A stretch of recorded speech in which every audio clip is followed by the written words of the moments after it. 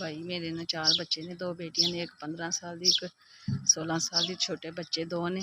मियाँ फौत होने तो बाद मैं ते मेरे बच्चियां असीं अपनी सिलाई करनियां वा ते घर दा खर्चा चलानियां। मसां असीं किराए बिल दे देनियां वा ते साडे हालात बहुत तंग ने। असीं खान पीन तो भी बड़े परेशान हैगे आ। मावां धीआं असीं कपड़े सिलाई करके लोकां दे अपना गुजर बसर कर रहे हैं। तो बच्चे अजे इस काबल नहीं हैगे।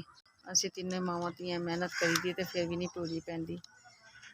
हुण बिजली दे बिल आ गए, वो जमा कराए ने ते करा के ते असीं खान पीन तो आवाज़ार हो गए हैं ते असीं बड़ी परेशान हाँ। लिहाजा साडी मदद करो। अल्लाह पाक तुहानूं सेहत दे, तंदुरुस्ती दे। अल्लाह पाक तुहानूं इस तो भी ज़्यादा दे।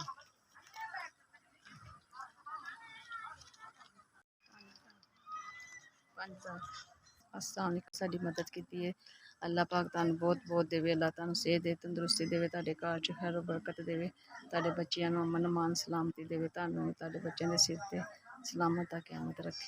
असीं 5000 रुपया दे के साडे ते बहुत मेहरबानी कीती है। अल्लाह पाक तुहानूं सेहत दे, तंदुरुस्ती देवे।